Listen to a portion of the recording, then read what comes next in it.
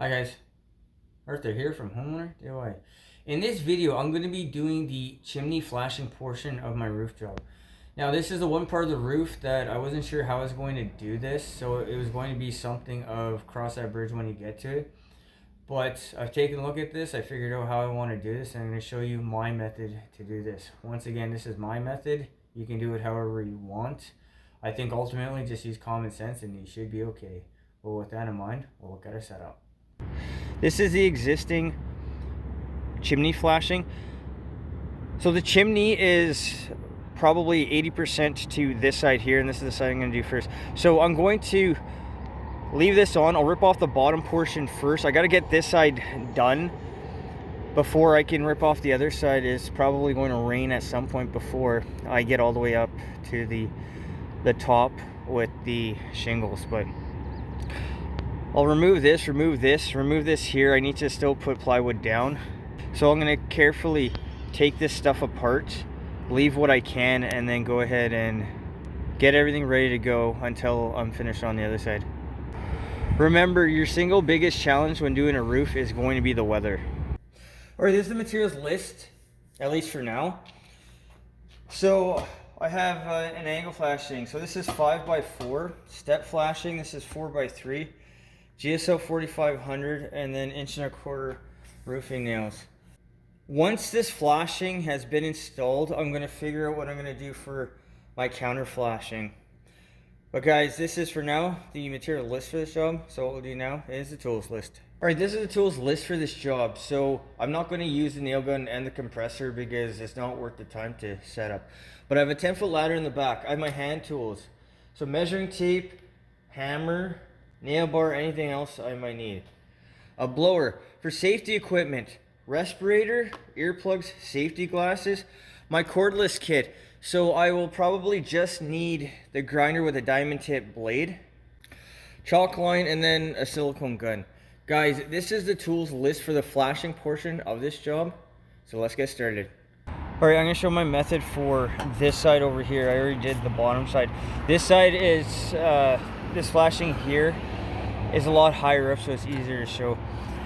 But what I'm going to do is, the first thing I'm going to do is throw in my bottom flashing here. So there's ice and water that goes underneath this shingle. This shingle has now gone on top. So the first thing that's going to happen is my 4-inch flashing is going to come underneath the bottom here. Once this is down, I'm going to take my step flashing here, and then this step flashing here is going to come down here and then come over the top onto my 4-inch flashing.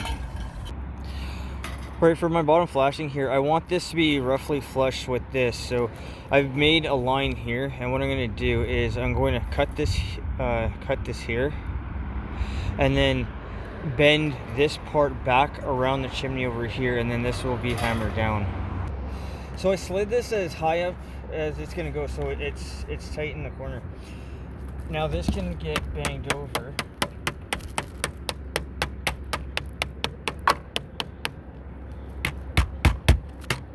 And then we need a step flashing. So this step flashing is going to go down to here. So it'll be somewhere in that range right here.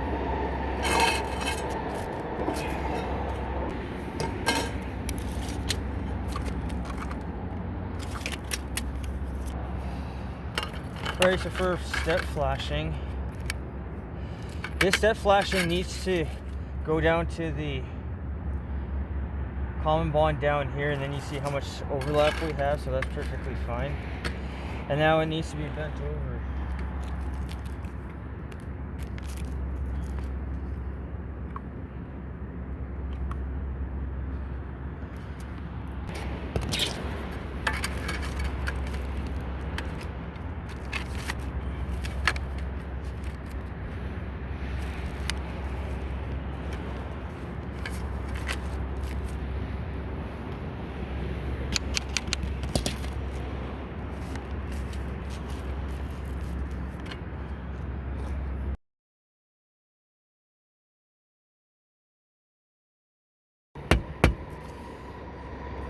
So whenever you're nailing your step flashing, don't nail down here, always be up here.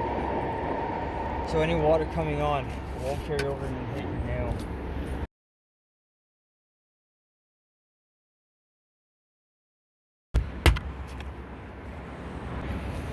Alright, so for our next piece of step flashing, it's going to carry past here. So I'm going to take my piece of step flashing and put a bend into it.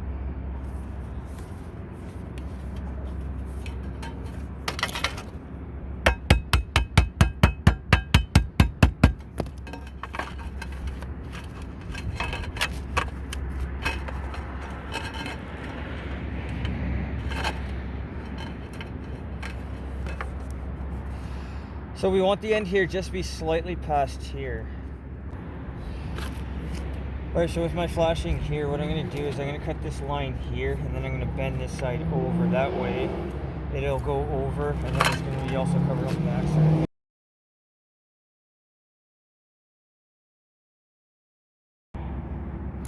Alright, I put the shingle back in. So once again, keep your nails away from the inside here. Be away from the corner out here near the edge. But I've nailed this back down. I nailed this other one back down as well. So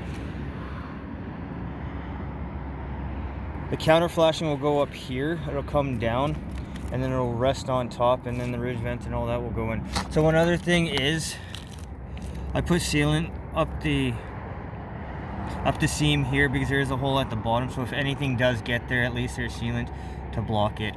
So it would be the same thing for the other side. Alright, this is the materials and tools list for this job. So I have a 15-minute set mortar. This is a dry mix, you just add water. For tools, watering can, a garden shovel, steel bristle brush, and then a bucket for mixing the mortar in. Now, one thing to keep in mind, the dust is toxic. So if you want to wear a respirator, it might not be a bad idea. I'm not going to, just because this is such a small job.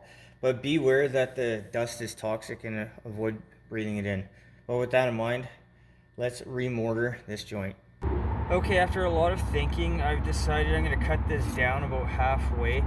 This is still embedded in the mortar. So I'm hoping whatever I decide to do, if I'm going to go here or go higher up, that my counter flashing will cover this up. So I'm just going to cut it down the middle and get it out of the way.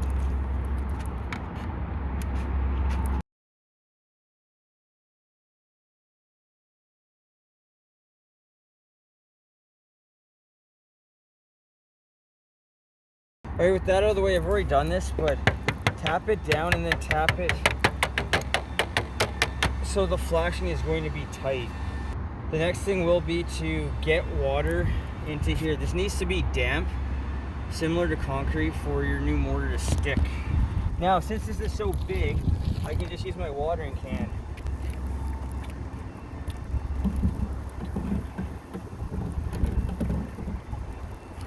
If you have a small tight crack, then it may not be a bad idea to take a spray bottle and then spray this into the crack. Keep one thing in mind, based on the temperature as well, you may need to spray this more than once, but with this all now ready to go, I'll go ahead and then mix up my concrete. Alright, so that is my mortar that I've mixed up. I suggest only mix as much that you can apply in like 15 minutes. So there's no standing water, this is the consistency that you want. Alright, when touching mortar or any type of concrete product, make sure that you're wearing gloves.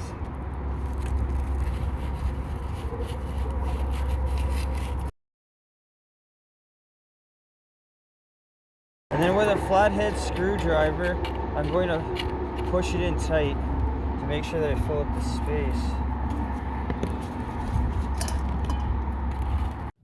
So when it comes to mortar or concrete in general, there's a couple things to keep in mind. First of all, make sure that there's no loose bits, because this is just going to be contamination where you're not going to get a good adhesion to a solid surface. Next thing is make sure that your brick, in this case the brick and mortar, that they're at least damp. Mortar is not going to stick to something dry, and this is the same thing with concrete. If you're going to re-pour something to something existing, if the concrete is dry, it's not going to stick properly. Another thing that you're going to have to keep in mind is you need to get all the air out. So I'm using a flathead screwdriver. I'm pushing the mortar into the joint, and then I'm using the tip of the flathead screwdriver to tool it so it's relatively flat. But if you have any holes in your mortar, that's going to be a problem where if you're in a colder climate, ice can form and then crack your mortar when it expands. So because this is a quickset mortar, I actually mixed mortar 3 times because I wasn't sure how far I could get actually into the joint before the mortar stiffened up. So I think it's better to do in small workable sections instead of doing too much.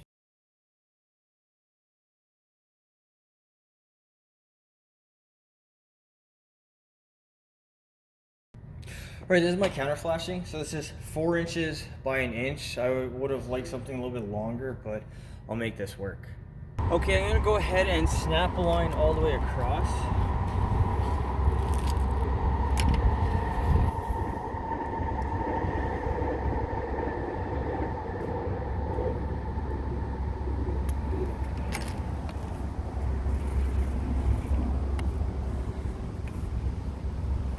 So I'm gonna take the grinder, I'm gonna cut a notch along this here, all the way around, and then that's where the top of the counter flashing is going to sit. So when you score your mortar, make sure that you have safety glasses and a respirator on. So I'm gonna score a line about a 1/2 inch deep.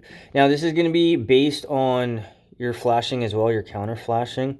You want to make sure that the bend, the 90-degree bend or whatever it is going to be tight. You want your flashing to be as deep in to your mortar as you can get it, because this is going to help hold it in place over time. So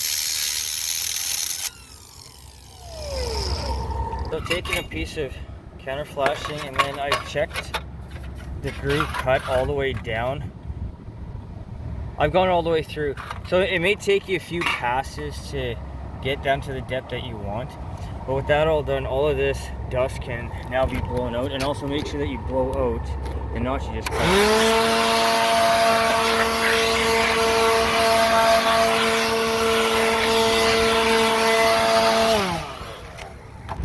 Right, this is my piece of flashing. So I cut the corner and then I bent this inward. I cut a little notch for this here to go, and then I tested all the way down the line that it's going to fit relatively well.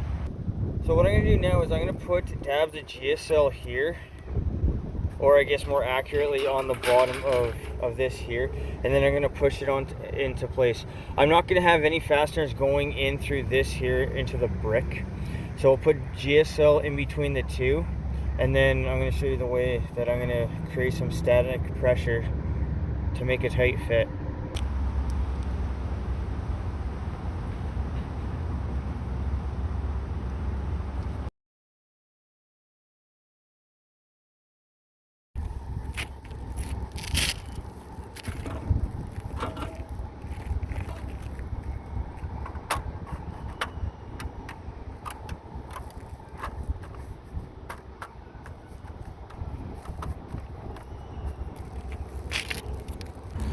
Okay, so here is a piece of counter flashing, so bend that over, tap it down, and then you can bend it over again. And then you have something that's going to create a little bit of static pressure. Alright, and then what we'll do is find a spot and then gently tap it in.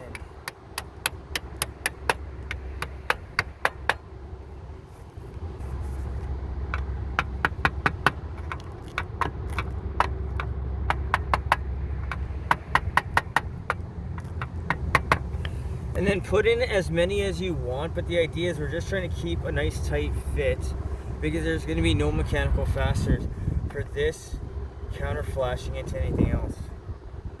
Alright, this is the lowest flashing, so the lowest flashing will be done first, then this will be done next, and then you see we have our overlap.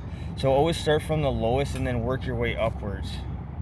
Alright, so with a bigger crack like this, my suggestion is try to fill it up completely with sealant, because that's going to give you a better bond, and be liberal with the sealant.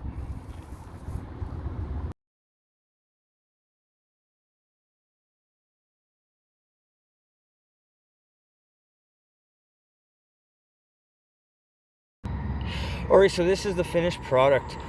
So I have my counter flashing in. I have my bottom flashing that comes up and over. The flashing that was already previous, that was embedded in the concrete, the mortar, is still there, so you don't see it. So for this bottom flashing here, I put 2 nails here, put 2 nails on the other side. Now, I didn't put any nails down here. You can if you want. I mean, we have an exposed nail here with sealant on top of it. But what I did do is I put 4 or 5 dabs of Geocel underneath. And then I put a weight on this to hold this down. Otherwise, any water that comes here is going to run off here. Sealant is up the backside here. This was a nice tight groove for the flashing to go in. So I have 1, 2, and I think a third one down there for the shims to add static pressure. So on this side here, sealant has filled up the groove. I put sealant to fill up the groove here, and then sealant to fill up this groove here. So you're going to start from your lower side and then work your way up. So the counter flashing went on, then this one on, then this one went on next. All right, and this is the back side. So this was the big groove that I had to fill in. So I did multiple passes at Geocel, and I try to build up the Geocel on the back side, so any water that comes and hits here will want to run off. You don't want to pull anything back in towards the chimney, because long term it's not going to be good. It's going to deteriorate faster. Otherwise, everything else on this side is the same thing. I put Geocel, dabs of Geocel underneath. I didn't nail it down or use grommeted screws. If I need to in the future, if I notice anything, I will, but it's entirely up to you. And then this is our last side here. It's just a rinse and repeat of everything else. So I bent this down a little bit, so if any water does hit, it'll want to go down, but everything looks good. Make sure that there's no holes in your sealant between your mortar and your Geocel. And every time you're up on the roof, I would do an inspection to make sure everything is fine. So when you come up to clean your gutters, make sure that all your work that you've done is in good shape and you won't have any issues. But with that in mind, what we'll do now is an overview of this job. Alright guys, so that concludes this job. So the one thing that I did come across is on the back side, my flashing was sloping back in towards the chimney. So what I did is I just built up Geocel 4500 multiple times. So I did a bunch of passes. I did my first pass, I let it dry. I did another pass, let it dry. Remember, if you are sloping back in towards the chimney, what's going to happen is water is going to settle on top and it's going to pool. Now this pooling water is going to deteriorate your Geocel 4500 faster than if it just rolled off the side. So I think this is a quick and simple way to address this issue from a DIY perspective, because I don't have professional tools. I don't have a professional bender, and I'm not going to buy one or rent one or whatever for one job. The time on this job, the time was about 4 hours. So that was to get my flashings in, my counter flashing, Geocel, my mortar, and everything else. Now the one thing is, I did the flashing before I did my ridge vent, because I had my ridge vent go all the way up to the chimney, but I did stop the ridge vent a foot back on either side. But for aesthetics, I had my ridge vent go all the way up to the chimney instead of having a space. The cost of this job. The cost was roughly $100. The flashing isn't expensive. The Geocel isn't expensive. Like for most things, it's going to be labor that is going to eat up your money if you're going to hire somebody. Guys, I hope you enjoyed the video. I hope you learned something. I hope something here is going to help you if you need to flash out your chimney if and when the time comes. Guys, till next time. Please hit the like button, subscribe, and I'll see you on the next portion of this roof job.